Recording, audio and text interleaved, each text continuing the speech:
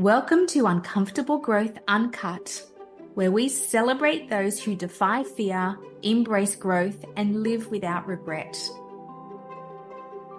In a world that celebrates perfection, we rarely hear about the challenges, fears, and crossroads that successful leaders grapple with across work and life. Uncomfortable Growth Uncut shines a light on their personal story and the critical human skills we all need today to turn trials into triumph. So welcome to Uncomfortable Growth Uncut. Today I'm here with PJ Milani, who is a high school teacher, but he's also created his own business and cult following in the art and science of visual metaphors. So we met because I actually took his course and it was incredible. I was cohort 1, or the beta cohort.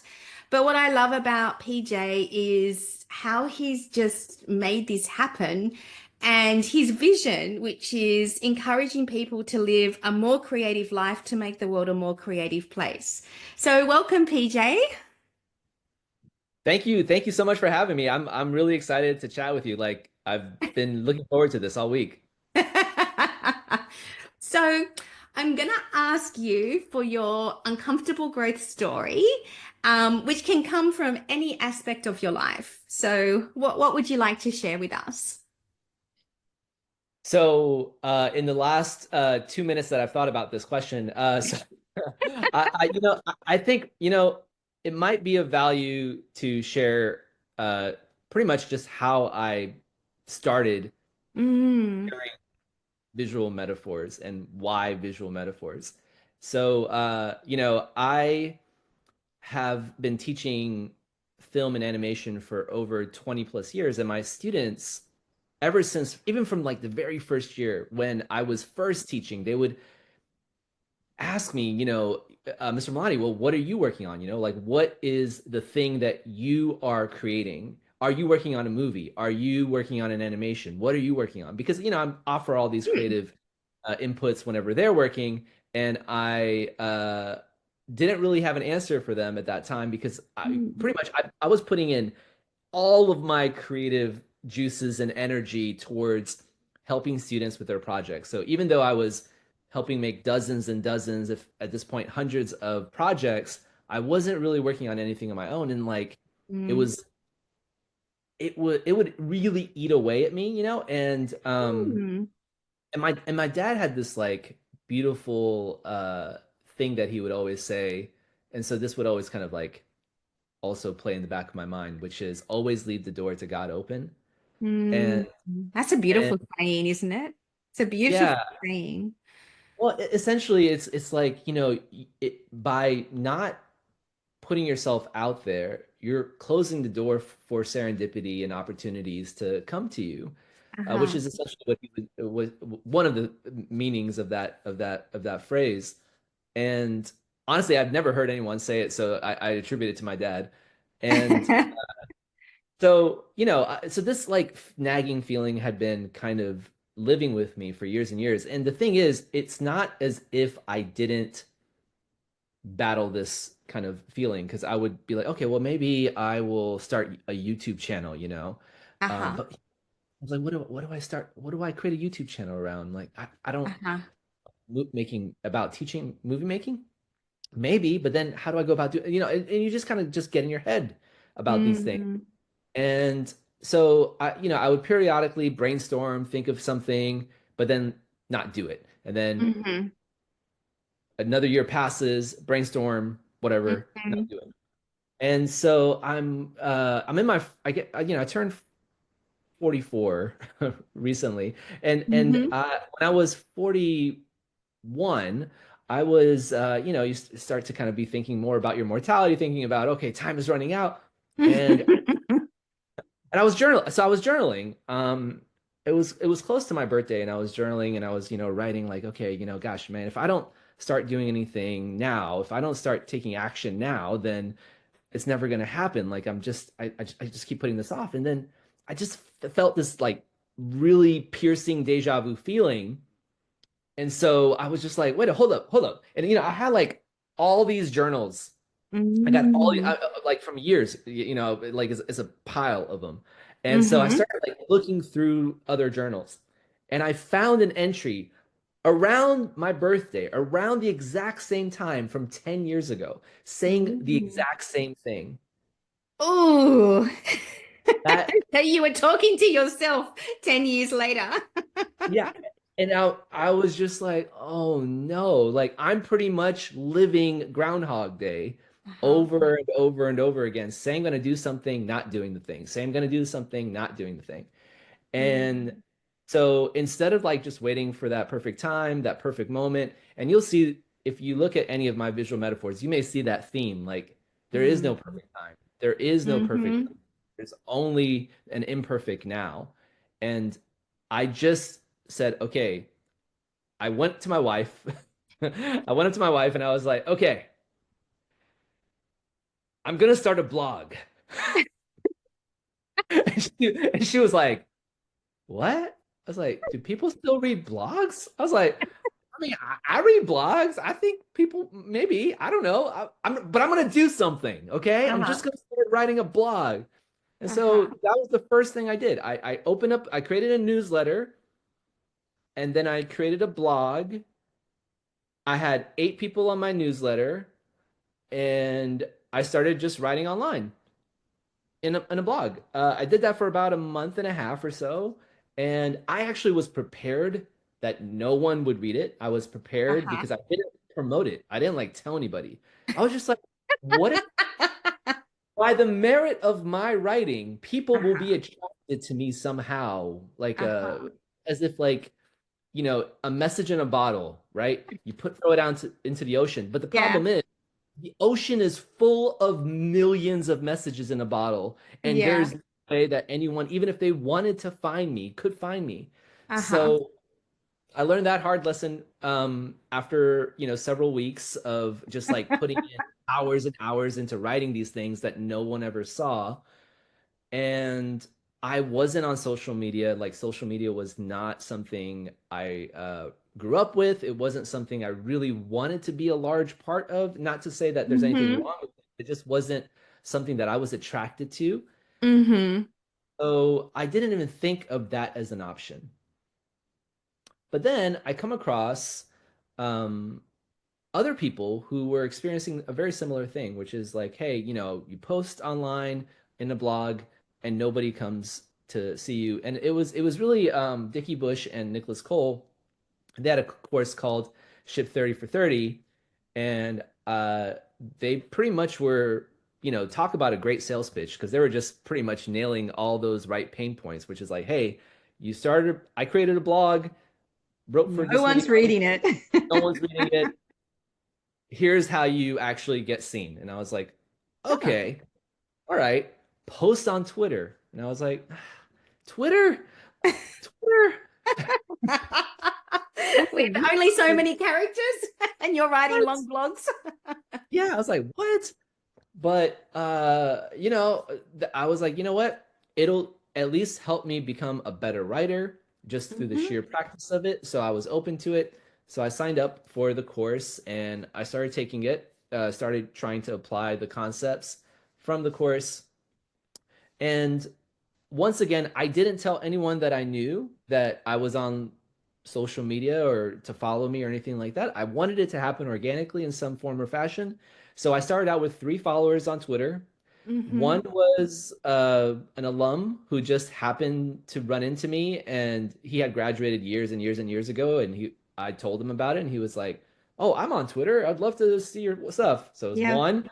Another one Another one just like followed me early on if I followed him back. Like, okay, that's Mm-hmm. two. And the third one was a teacher that I made friends with on Twitter. That was three, Mm-hmm. 3 followers. That's it. And as soon as I started Ship 30, definitely the following grew. But Mm. it was mostly Ship 30 folks. So it was Ship 30 folks supporting Ship 30 folks. And Mm. And while that was cool, it was enough of this external motivation to kind of keep going Yeah. and to I just again had this like nagging feeling that I wasn't it wasn't it. This wasn't exactly it. And then Mm. I was like, okay, uh, I was like, I started coming across like visuals, like Mm. visual content. Um, and I think it was Jack Butcher was probably the first person I saw. Like, I was just, what is this? It's like a design. Um, then I saw Yanis Oslins, who's also got similar kind of stuff.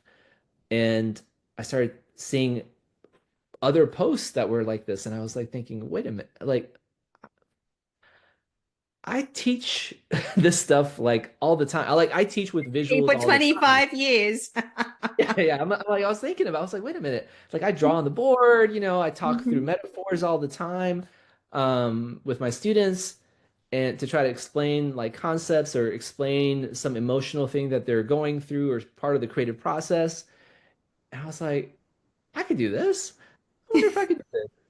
And so I just created something like threw something together. I wasn't really sure what I was doing. I just kind of like, I was like, oh, well, I wonder if this would be a cool metaphor.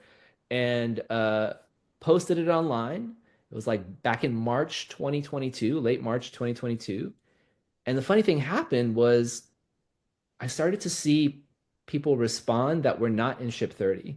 And I was Mm. like, oh, well, this is interesting. New audience. New audience. This is what I had hoped would have happened from the very beginning, which is me. It's not me like saying, look at me, look at me, look at me. It's more like, here's Yeah. something I'm putting out, and people are wanting to look at it. I don't necessarily need the attention personally, but I want the work to be seen in a way that's, oh, this is an interesting idea. And so it it was enough again of external motivation to like, oh, okay, let me try this again. And so I tried it a few more times, and there was one post that I did on management versus leadership, which was a boat pulling another boat for management, and leadership was more the lighthouse that attracted all these boats. And that post got more um, got more likes and whatnot than I had followers. And so I was like, oh, that's interesting. It's That resonating. Yeah, that's really interesting. Was this And all on Twitter or were you on all other on Twitter. social media? So this was I was all on Twitter. all on Twitter. Everything I didn't have enough social media intelligence to know to that There was more. there was more. It's not so much that I didn't know that, Instagram and LinkedIn Yeah. and all these other platforms existed. It's just that I couldn't even wrap my head around putting content on one platform, then alone many. Yeah. And so how much time has passed? Because you talked about, it was your birthday and you realized you hadn't done anything for 10 years and you're like, I'm gonna Yeah. do something. And you did the blog and then you signed up. Yeah. So how much time has now passed from Since my when you, birthday. yeah.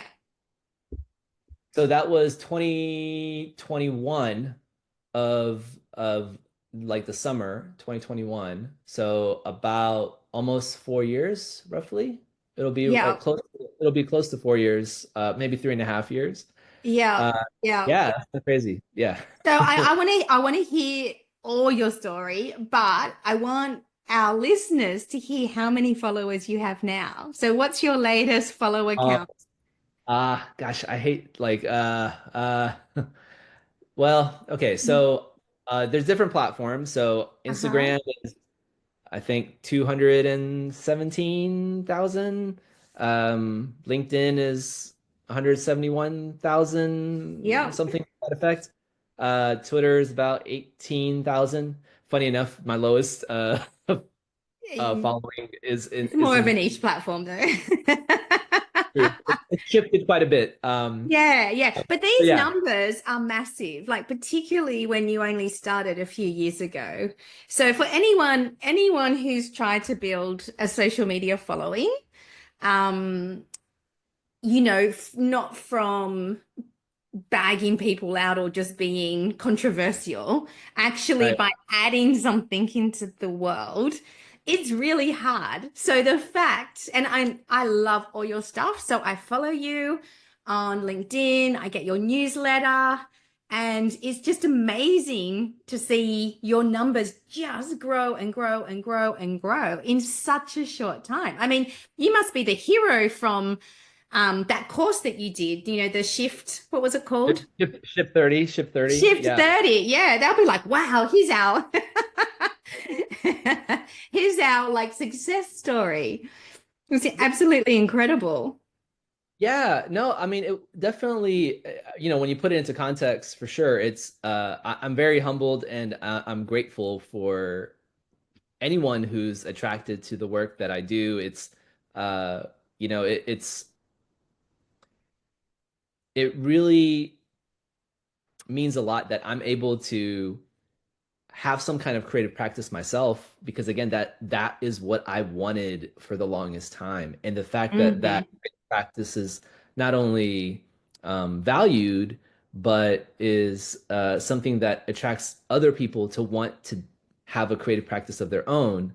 That is really like where the heart, I guess, of all of this kind of lies. Yeah. 'Cause Well, and I want to tell people what it is you do.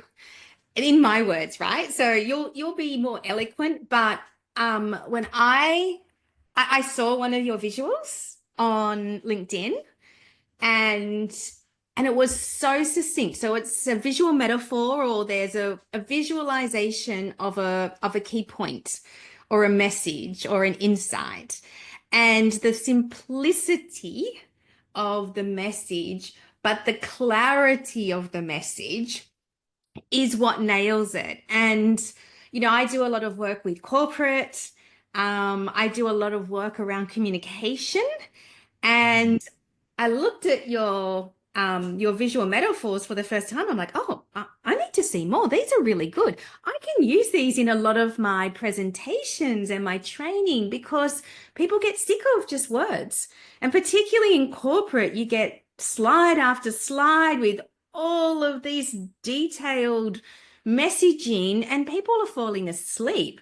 So I think the fact that we have so much information, so much data, and it's mainly delivered in a corporate context anyway through words, the yeah. ability of a picture to cut through and just connect instantly is so powerful. And so that's when I was like, these are awesome. I'm definitely going onto PJ's website. I'm definitely going to start using your visuals with obviously reference and contribution in my presentations because they're so powerful and people get it instantly.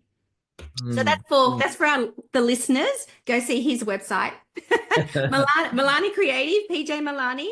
But they are so powerful, and I think like you have totally tapped into something, particularly in industries where it's not normal. Like I think maybe in the film industry and the creative industries, it's more normal, but it's not normal in corporate.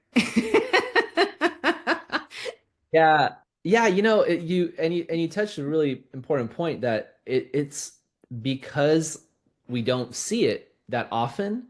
Yeah. And you hit like two of my like keywords there where you use is simple, is simplified, and it's clarified. And if you remember my course, like those are Uh-huh. like 2 minutes of what we're trying to do is clarify the idea, distill it down to its Uh-huh. core and then present it in a way that is simple to understand. And clarity is for us as the creator, as we're creating the thing, and simplicity is for our audience so that they can Mm-hmm. process it, process what our intention is. And Mm-hmm. and yeah, I mean it was definitely not something I had initially intended to even Mm-hmm. be anywhere near when I started creating online. Like I thought, oh, writing was going to be the thing. Mm-hmm.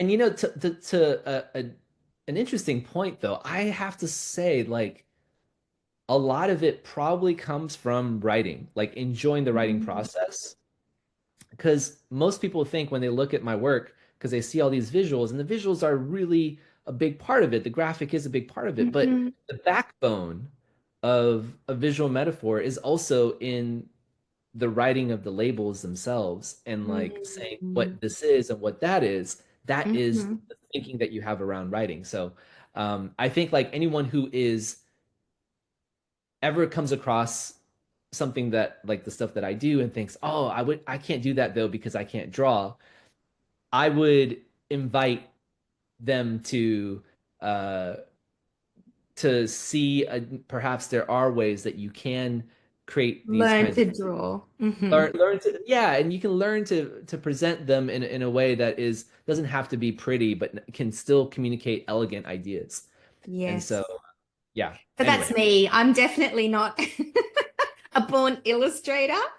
But when I saw you advertise your first program, because I was following you so intently, not stalking, but following, kind of stalking, I guess. I'm like, oh, it's so good. I can build this into so many presentations. And it was so interesting because when I would use them, I would see people smile because Mm, people got the idea instantly, and a picture does tell 1,000 words, so it's so powerful. So when I saw your course advertised, which was or just through your channels, basically saying you were going to teach people how to create visual metaphors, I was like, oh, maybe I'll give this a go.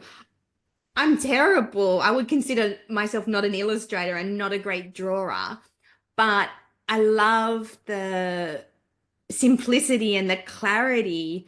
I was just thinking, I want to learn this, and even if I use stick figures and basic, like you said, you still get the concept, you still get the idea, and it still connects. It doesn't have to be advanced illustrations. Actually, sometimes the simpler they are, the more simple the takeout is.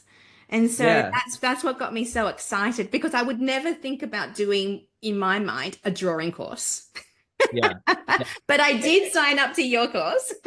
Yeah. Well, and that's why the course that I've been teaching it, like the core of it is actually not about drawing. Like Hmm. we're talking more about thinking and how do you go Hmm. about creating, like obviously I give some recipes and how to actually execute these things, but Hmm. and I think that especially in this AI driven world that we're kind of now steeped in, we see Hmm. all these like AI visuals and images, and Hmm. the thing is none of them the reason that even through the AI murky waters that we're swimming in, somehow Hmm. visual metaphors that that I'm creating and my students create are still rising above the Hmm. surface, Yeah. because it's less about creating these pretty drawings and more about creating these pithy ideas. Yes. And that sometimes it's actually in the fact that you are doing things imperfectly. Like AI is perfect at getting the Yeah. thing to Yeah. look like a tiger that's like exactly like pixel perfect tiger, and it looks pretty, but it Uh-huh. doesn't mean anything. And Yeah. so we bring in the meaning through, and we can present it in an imperfect way, and the imperfection itself is what Uh-huh. makes it interesting. Like Yeah. that's what makes it fun and unique and has character, because you're like, oh, Yes. Rowena may not draw, a perfect Uh-huh. rendition of whatever it is, Definitely still not a perfect rendition of anything. but even as a stick figure, it will still communicate the idea, and people will remember it more because it has that character that only you can put into the work that you I create. totally agree. So the thing I really think is at the heart of visual metaphors and being able to create them is there's intentional meaning behind it.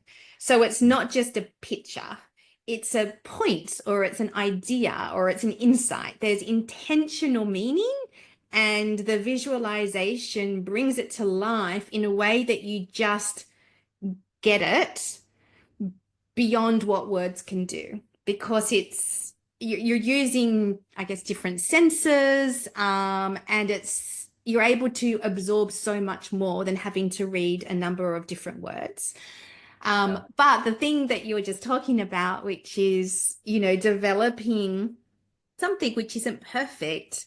I remember from the class, and I think there was like about 15 of us, or 12 or 15 of us.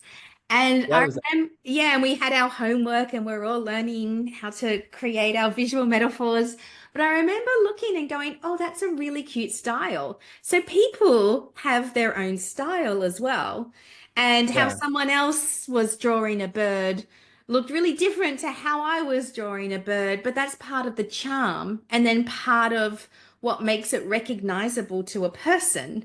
So again, we think that it has to be always realistic or it needs to be perfect, but actually just finding your own style is a big part of the connection and the meaning, but also the charm of it. And I think that Yeah. that's really a huge, valuable lesson where it's like, don't try and get it perfect. Like you said, it's the imperfection which actually helps it to cut through.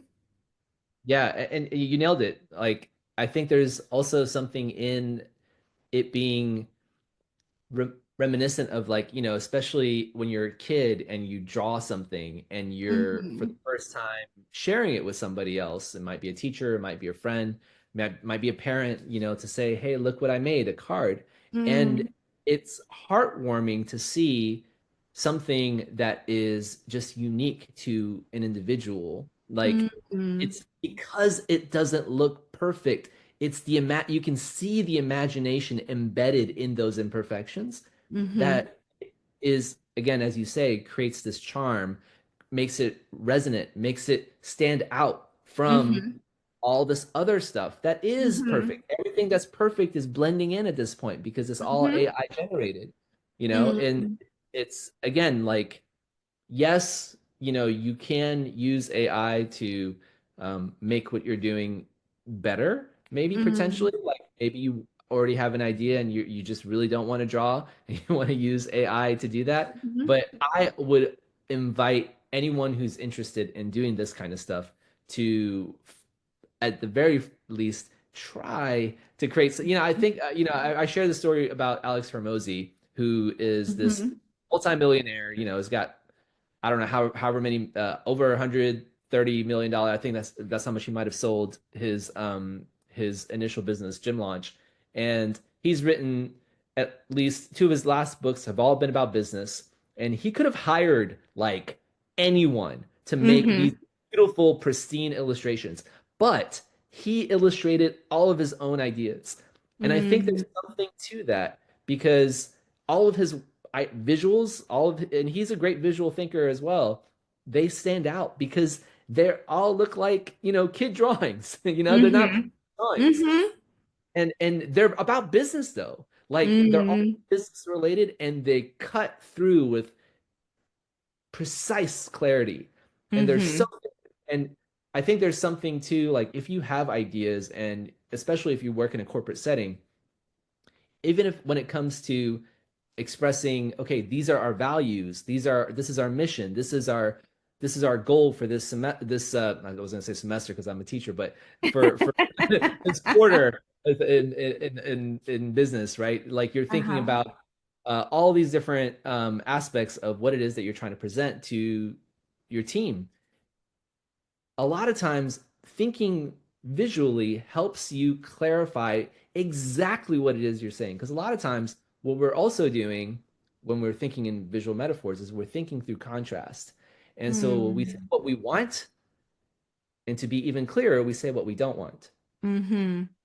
We say what we're going to do, and to be clear, we're going to say what we're not going to do. Yes. We're going to say what the benefit of all those things are, and we're going to say what the cost of not doing it is. And Yes. so when we start to think, and yeah, nothing is necessarily 100% a dichotomy, but the human mind needs Yes.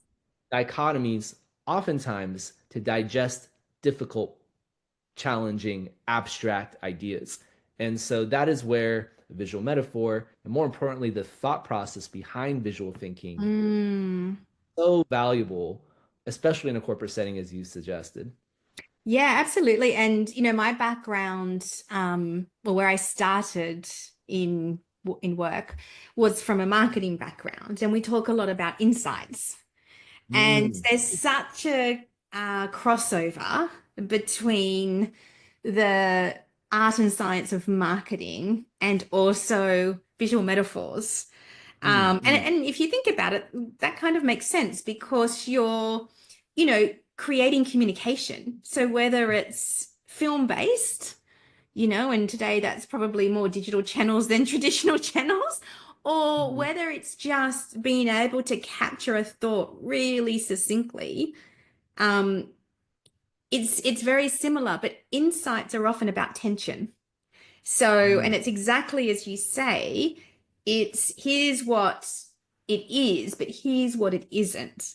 Or mm, here's what you thought, but actually, this makes a lot more sense. mm, Or mm. here's what you've been doing, but you could have been doing this.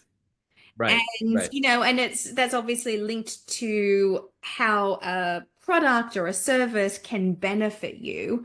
But insights are basically the same idea of what you're talking about. It's just coming from a different industry. Yeah, yeah. No, that's awesome. Yeah, that's perfectly it. That's exactly it. Yeah. Yeah. So I've kind of started to interrupt your story, but I want to go back because it's Oh such man, an amazing story. Um, I'm not even sure if I okay, so yeah, all right. So I think I left off when I was talking about this visual that I had posted about, yeah. management versus leadership. And I think I had been doing it for about a couple months. I actually got really sick in the middle of doing this. I was trying to be very Mhm. consistent in terms of posting every day, and I just got Mm. really sick, and I couldn't just get up to draw what I wanted to draw. So I had a very scattered approach to the visuals. And then I started really kind of, as you would, starting to really question the amount of time that I was putting into it to what I could be doing instead. Again, Mhm. I'm a father. I Mhm. also still want to be a good husband. I wanted to make sure that I didn't let any of this Yes. distract me from what also not just my family, but also my students Mhm. that I teach in the classroom as well. So I was like, okay, should I really continue doing this? And I swear, I was like, it was getting close to my birthday, and I was like, Your next birthday. yeah, yeah, it was like getting close to my birthday, and I was like, you know what, let me try this. Up until this point, I had been posting single visuals, and it was Uh-huh. like the day right before my birthday. Oh, sorry, that was my someone on LinkedIn. Um, so I'm about to turn 42, and I was like, you know what? Let me just pick some of my favorite visuals, put them together, and then put them all in one thing. And up until this point, I I had just and I had just reached 1,000 followers. I had Uh-huh. just reached 1,000 followers on Twitter. So it was like right before my birthday, right reached 1,000 followers, and I was like, all right, to celebrate or to whatever, I'm gonna put this out there. Uh-huh. And I posted I posted this set of visuals on my birthday. I go about my day. I check Twitter, and I had tripled my following in like less than 24 hours. So it was already. You went viral for your birthday.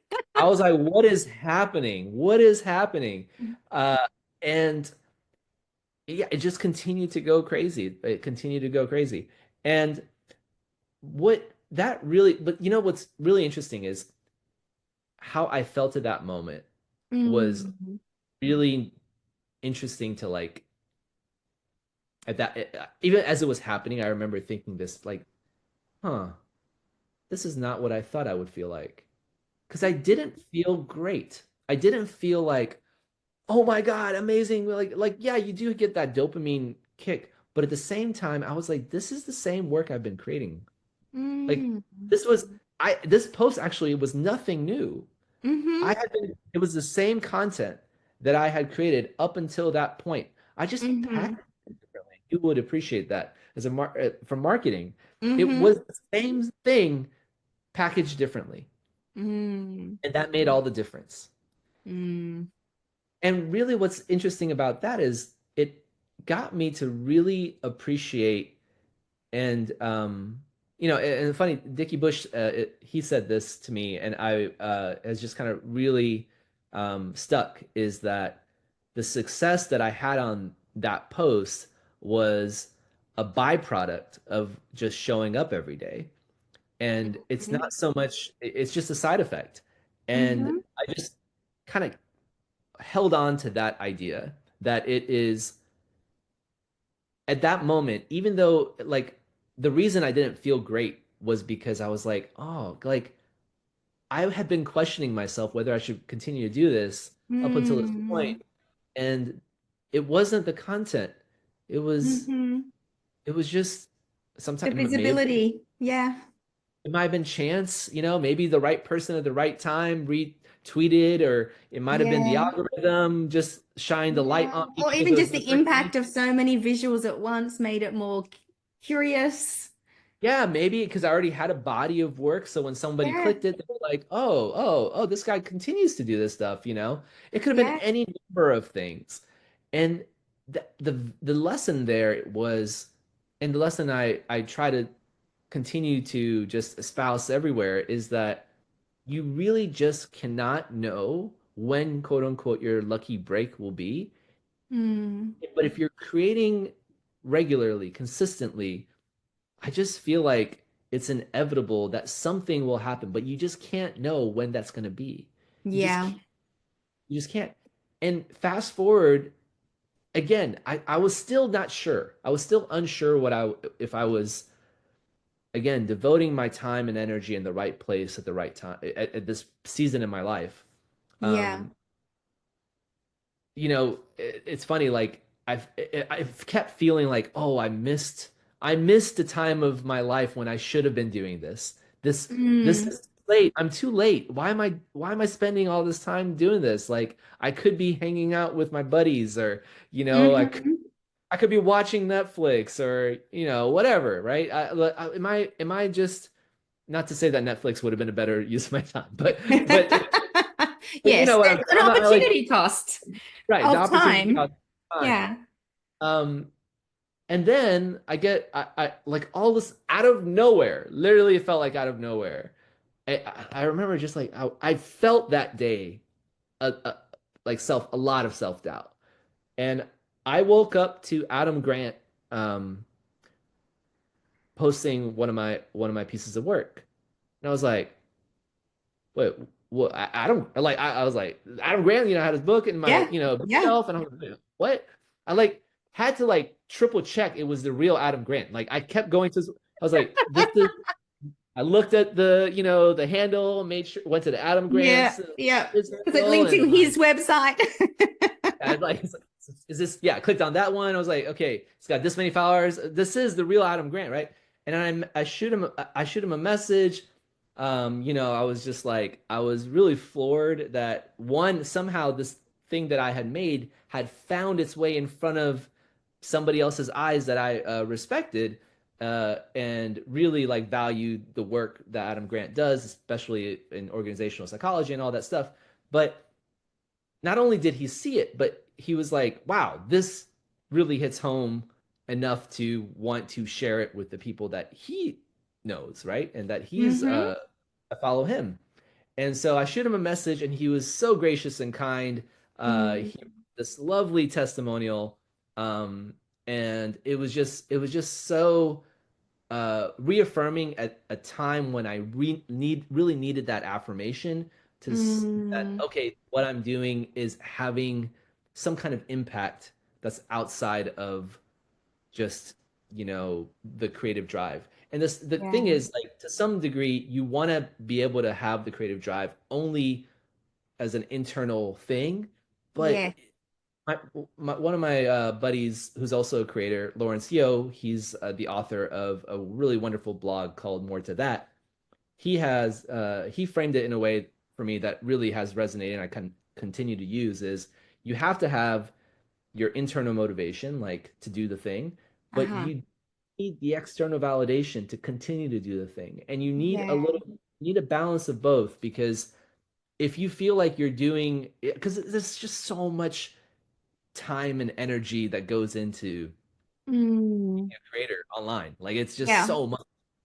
And you have to at the least feel like more than a few people are, or even You're just making a some, difference. Yeah, yeah. you have to feel that you're making a difference. You've got so many interesting points on what you're just talking about because, like, the first one is like I'm taking out from your story is you're never too old. Yeah. Because we get to an age and we think, oh, we haven't done this yet. We're too old. I should just be happy with where I'm at. But you are never too old. And it doesn't Yeah. matter if you're 40 or 50 or 60 or 70 or 100. You are Mhm. just never too old to start. And I think that that is a huge piece that holds so many people back. And so I love your story for that, where you actually see your diary from 10 years ago saying, I'm going to start, and you hadn't. And then you're like, okay, I'm going to do something. I'm just going to do something. The second really big thing is you create through doing, not what's perfect, but from learning in small ways iteratively. And I think that Mhm. is such a big part of the creative process. I remember listening to Elizabeth Gilbert, who wrote Eat, Pray, Love, Mhm. and she was saying that you don't suddenly become famous through one book. There's, 20 years of writing and sending it to editors who reject you and so, it's not something that just, we see outputs from 10 years of work or, Yeah. you've got 25 years of teaching and working on student projects. And part of getting good at something is the discipline of doing. And action means you create that door open to possibility. And so, like, I love that. And a third big thing I'm taking out from your story is everyone doubts themselves at certain times. And it doesn't mean that what you're doing is not valuable if you're not getting instant affirmation or you don't have the number of followers as Adam Grant or someone uber famous. And I think this has been a big thing for me also with my work on uncomfortable growth, because coming from marketing as a background, it's like, oh, it's all about the likes and the shares and building. But Mhm. actually, I felt I've shifted a lot to it's about quality. Mhm. If I have people who find what I do valuable, one, even one Mhm. person, and it really makes a difference to them, and I love doing it, then it was worth it. Yeah. Because I think in this world we're like, oh, you're only successful if you have all these metrics. And Mhm. with algorithms, and to your point, sometimes it can just be chance. Like you don't actually know. It was the same work that you'd been doing, just packaged up differently. And so of course you're giving it more opportunity to be found by taking action.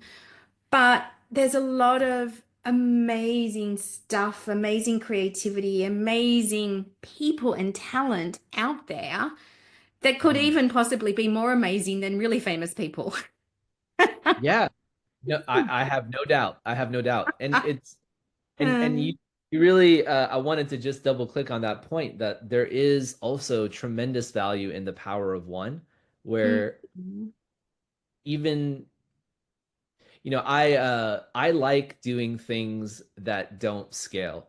And mm, even like with the course, like I don't I've taken a lot of courses myself, and mhm. people very few people are actually talking to their students, like in these cohorts where, Mm-hmm. creating like like I create looms. I try to send video messages to folks. I can't scale that. And yes, sometimes that means I don't respond to people because I can't get to people fast enough. But Mm-hmm. to me, that's so much more important to connect with fewer folks and like 100% be there and present than, just throw out like Command C, Command V to Yeah. the people. And so, it's and again the impact on those fewer people, the quality of those Yes. interactions are going to be that much more meaningful to them and really for you as well. Yeah, Like absolutely. you're actually feeling the impact and seeing the impact in a meaningful Yes. way. So, um, Yeah. yeah. So I just wanted to Yeah. underline. And so, well, and I'm talking to someone now who has so many followers. And I mean, but I love that because, you've got so much to say and so much to give the world. And I think, your talent at distilling, you know, Mm, true meaning into visuals is so important in a world awash with stuff. It's like we were talking, there is going to be quantity to the power of the biggest number possible yeah, because of because of AI. yeah, And if anything, the value is not in the quantity, the value is in the quality yeah, and what people take out and how it shifts how they think, how it makes them feel, and how it can change behaviors and lives in a positive way. And so it'll be interesting to see with everything happening around us mm, with this wave of quantity, how quality becomes a much higher order metric. And I do see that happening. I do believe that. Um, yeah, but to your point, you're not necessarily going to, even if you've got the most amazing stuff, you still have to start and you have to work at it because you get better with practice, you get better with doing. And yeah, you can't rely on those numbers as proof of your art, of proof of your creativity. yeah. And it doesn't stop. Like the Mm-hmm. doubts can continue to, like, Mm-hmm. there's never a point where you just say, okay, no more self-doubt. There's you continue to try to push, continue to try Uh-huh. to, and every new point you're trying something new, so there's going to always be a level of self-doubt. Also, even if you do the same thing, people are going to change. Times change, seasons change, and it may Mm-hmm. not, what you used to do may not work anymore. And so Mm-hmm. there's always going to be an element of doubt. And so the general advice I like to give is, instead of, waiting to be perfect, perfect in public, meaning Mm-hmm. share your work, share your ideas, share through getting, once you share your work, you can get the feedback and then Mm-hmm. continue to iterate your ideas to the point where you do feel more confidence around. Confident. Yeah, you build confidence Yeah. through doing and improving rather than having it perfect and holding it in, right? Because you need that feedback because we're not the best Yeah. judges often of our own value. Um, Yeah. That's the thing, right? We're not, there is almost a level of hubris, right? When we think uh-huh, we are the deciders of what is good and what is not. And I know that because I had that, perfectionist like uh-huh. mindset.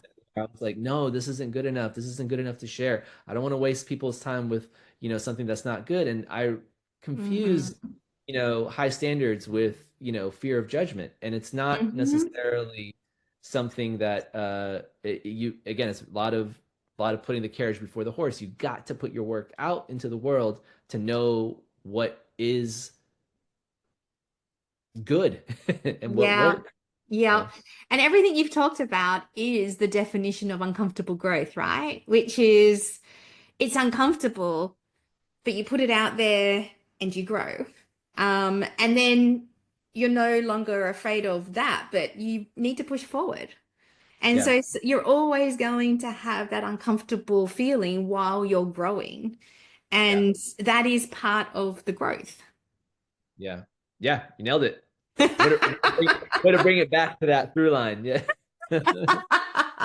So I've got a couple of final questions for you, PJ.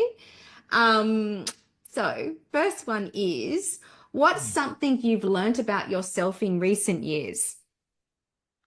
What's something I've learned about myself in recent years? Uh, I think I think the biggest thing is that what I assumed, I think I've really learned to question my assumptions. That's like the number Hmm. one thing because I Mm. assumed that I had to have something perfect before I shared. I assumed that I would be doing writing when I first started. I assumed that no one would really even find value in this stuff, but I'm just going to do it anyway. And it feels like every time I think through this, okay, I figured it out kind of thing, also, like Mm-hmm. I am proven wrong. And that's Mm. actually quite liberating because it allows me to be a lot more present with what I'm seeing in front of me and being like, okay, well, if you didn't have these assumptions, and what if these assumptions were wrong? Mm-hmm. What could you potentially do? So I think that or rather, what could you potentially achieve? And I think Mm. that has been really liberating to just understand that one, all those assumptions were wrong, and Mm-hmm. to continue to be really mindful of what I am assuming and what I Yes. should just uh, instead of assuming, do a small thing to test that. And that has been kind of my Yes. motto with my students in almost every respect. Like if they have an idea for a project that is, you know, up here, I'm like, okay, Uh-huh. I love it. Let's do the 1% version of that. Like, Yes. what can we do today to test this before we spend the next 4 months on this? What Uh-huh. can we do to test this before we test our assumption so Yeah. that we know, okay, we need to calibrate a little bit to the left or a little bit to the right to make sure that we are not just guessing what's going to Yes. happen and then like operating for the next however many years, months, whatever, that assumption. So instead, like test, test, test, Yes. small tests, especially if you're, speaking to, I'm sure, business owners and, it Uh-huh. costs money to make mistakes. Yes. So you Yes. want to make small tests, like Yes. 10% tests before Yes. you overhaul everything. So always test those assumptions. And so Yeah. I think that has been the one thing I've learned that I need to always be mindful of and to proceed with that in mind. That's such a great truth as well. Yeah, because we do assume, and those assumptions are generally not right. That's been my experience as well with what I've been doing with uncomfortable growth. So, yep, great life insight. Next question. What is important to you in life at the moment?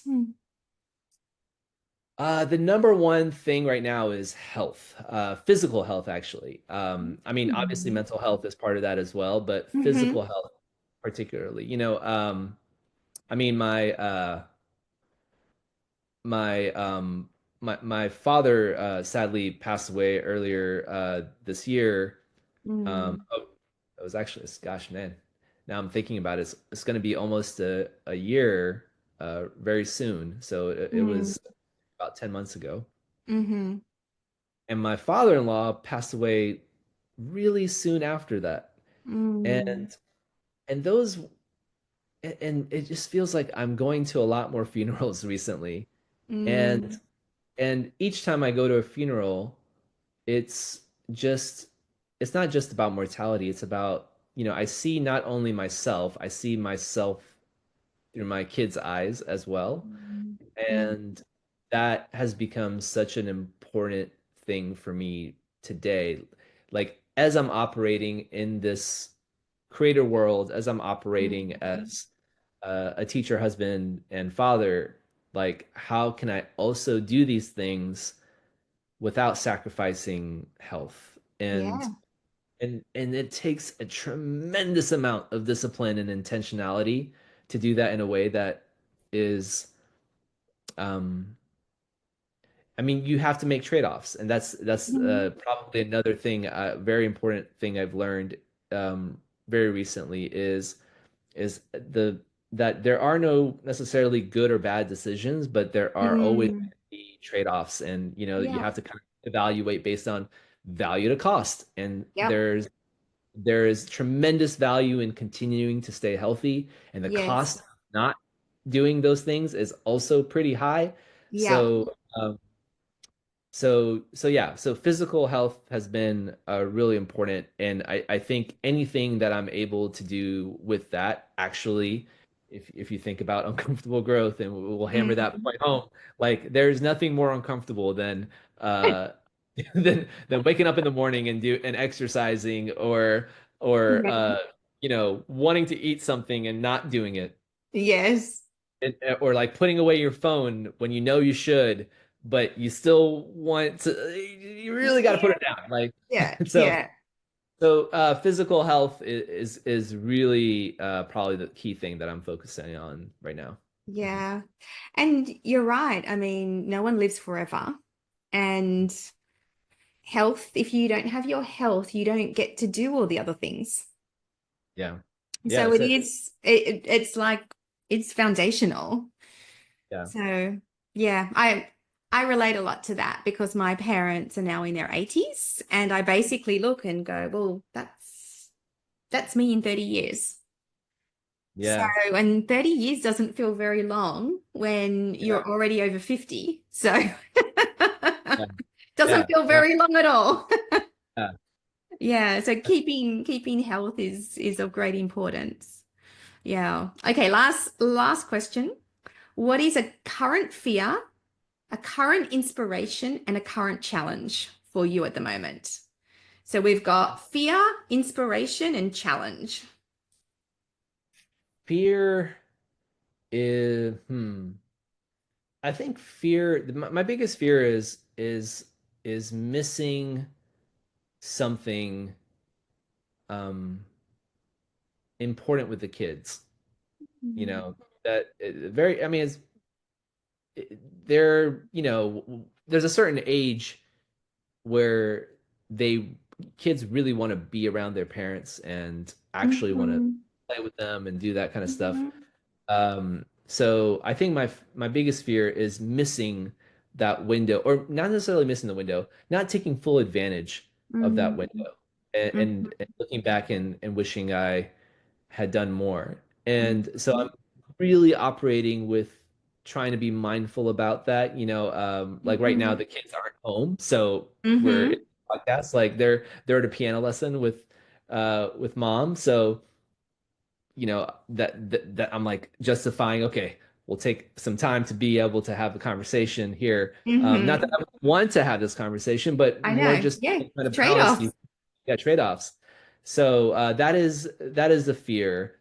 My biggest inspiration is I'm starting to see the students in the from the visual metaphor course, the thinking in visual metaphor course. I'm starting to see them get to see those same sparks, to Mm. see them get the same traction online. And Oh, that that's is exciting. That's it's just really cool to exciting. see. Yeah, and it's really cool when they message you and they're like, I was not even going to post this little Uh-huh. doodle. It got, however many hundreds of likes, and then, or this person just reposted my work and so on and so forth. So Uh-huh. it's really nice to see those kinds of things. It's Uh-huh. also nice to see the value that the same kind of thoughts that I had when I was first starting in terms of Uh-huh. value to the soul, if you will. Yes. Uh, Yes. like seeing that also manifests itself in students because you don't want to get too wishy-washy about it, but there is so many ambient benefits of having this creative practice. And Mm-hmm. creative can be creative in many different ways. It doesn't have to be in Mm-hmm. visual thinking. It can be Mm-hmm. just like how you approach your coaching or how do you approach marketing or how do you approach a problem in business. Like you can be creative in many different ways. The thing is, Mm-hmm. the dailiness of it is Mm-hmm. what is challenging sometimes in some of those other respects. And I think when you're doing something like that has a core finished product and you're done with it and you can Yes. put it out into the world, next thing, core finished product, put it out into the world, like you're just constantly doing that regularly. There's Yes. something to that practice that has so Yes. many ambient benefits, again, not just to what you're maybe having a benefit in your social media following and growing your own thought leadership and all that other stuff, but it has a core benefit in that it's helping you think clearer. It's helping you Yes. see the world in a different way. I And totally so, agree. so yeah, just seeing that happen in students Mm. is really inspiring to just continue to keep doing the thing. Yeah, because you're helping them help Yeah. themselves. Yeah. And the last thing, I'm sorry, what was the last thing? Last thing is challenge. Challenge. I think the challenge is I don't come from a marketing background. I don't come from a business background. I'm a Uh-huh. teacher at heart. And so the challenge is, building out the systems and all the different aspects of a course to help attract people who want to do the thing. And so Mhm. that's probably the core challenge right now is making sure that um, I continue to find people who might be interested in learning how to do this and Mhm. helping them along their journeys um, and yeah, just that's probably the biggest challenge for me right now. Yeah. Well, I found you, you found me, That's and it right. was That's right. fabulous.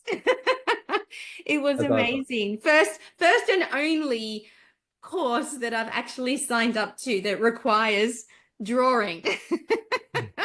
So you got me over that and I loved it. It was an incredible course. So for anyone who's interested in just exploring visual metaphors and the power of them, definitely look up PJ Milani and, he'll come up straight away. So you'll be able to see what his course is about. And it's an amazing course. And I've taken so much away also from our relationship. So not only talking with you and getting to know you in the course, but then having you on this podcast. So thank you so much.